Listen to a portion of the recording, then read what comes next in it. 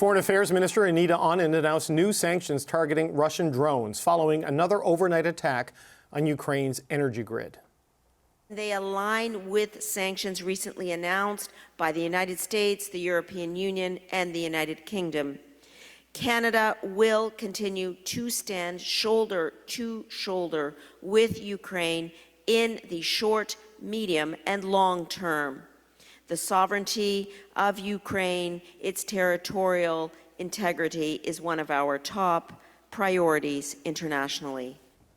Anand made the announcement at the G7 foreign ministers meeting in Niagara-on-the-Lake. As host, Canada also invited Ukraine, Brazil, India, Mexico, Saudi Arabia, Australia, South Africa, and South Korea to take part.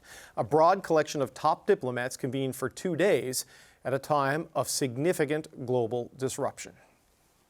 Kaja Kallas is the EU High Representative for Foreign Affairs and Security Policy and Vice President of the European Commission. Kaja Kallas, it's good to see you. Thank you for the time today. Thank you for having me. You're meeting at a time of great disruption, and I noticed you've written a piece in The Economist today warning that Europe needs to adapt to a rougher world in which rule books are being thrown overboard or run the risk of facing irrelevance. How does the EU and the West more broadly need to change to avoid that? Well, the world order is clearly changing, and it's up to us how we react to this. I mean, there are rules that have been in place and that have been challenged now. I mean, the rules-based international order is under heavy fire. So the question is how we can really work with this. There's more transactionalism. We need to adapt to that as well. And it's clearly, the situation that we are in. We have more conflicts around the world, but we also need to tackle those issues together. That's what we have been discussing here as well. You're right that the European Union needs to be more muscular geopolitical player by converting economic strength into military might. Does the new commitment to the 5% NATO target accomplish that, or do you think Europe, Canada, and other allies need to go even further? Well, that is a logical step, and we have been arguing that 2% of the defense spending has to be there. Now it's 5%. Why is it necessary? It is exactly that we have, in order to be relevant geopolitical power, you either have economic might or military power. So in order to also invest in the military power, in the defensive powers that we have, every member state needs to do more, and that is what we are doing right now. You talk about rule books being thrown out, the conflicts that still persist after the Russian invasion of Ukraine, as an example close to your home country of Estonia, but it's also been thrown overboard when it comes to trade.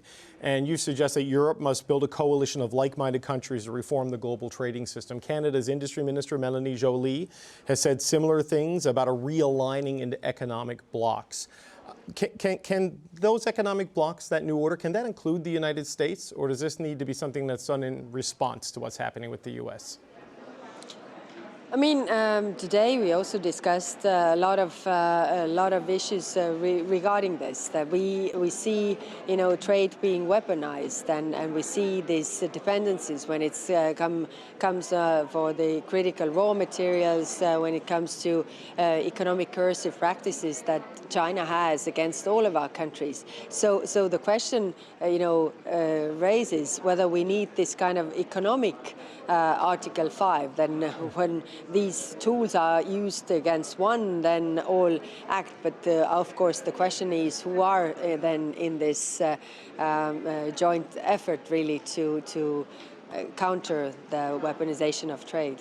But does it need to be a realignment of middle powers and I guess countries committed to multilateralism, as opposed to what we are seeing with the weaponization of trade, as you say, by the United States, with tariffs by China, with its non-market forces? What do you see as the logical outcome of this process? Well, when I go around the world and meet a lot of countries, I see that there is real appetite for, free trade and the multilateral order, or those countries who believe in values and international law. So I think that we need to build up. Maybe those coalitions are not the usual coalitions that have been before, but I think the world has changed a lot when you look at Latin America, when you look at Africa, Asia, Middle East, for that matter. You you have a lot of powerful countries that also think alike when we talk about weaponization of trade, for example. In June, Europe and Canada signed an agreement to pursue deeper economic ties and security and diplomatic cooperation. What tangible progress has been made since the summer, especially on issues such as defense cooperation and energy, for example? Yes, defense and security partnership is extremely important, and the negotiations to proceed with the SAFE instrument are ongoing. So our people are intensively working. But it would give both parties, I mean Europe as well as Canada, and our companies, really access to the defense market and joint procurements and joint projects that we are doing. So it would benefit both sides. So there are these steps taken on various fields. I wonder, though, Ms. Kallas, that as Canada talks about deepening its relationship with Europe, the government is also enacting a Buy Canada policy that requires federal government departments and agencies to buy from Canadian suppliers unless there is no Canadian alternative. Do you have any concerns of whether that violates or undermines the principles of the CETA agreement between Canada and the European Union, potentially runs afoul of it in some way? Well, the CETA agreement has brought a lot of benefits. Since 2017, our trade has increased by 73%, if I remember correctly, which was quite a remarkable number. So it's clear that it has benefited both sides. Of course, we see the tendencies in different countries across different regions to also, buy domestic, and I think that is also not wrong, because you want to support your own industry, your own companies.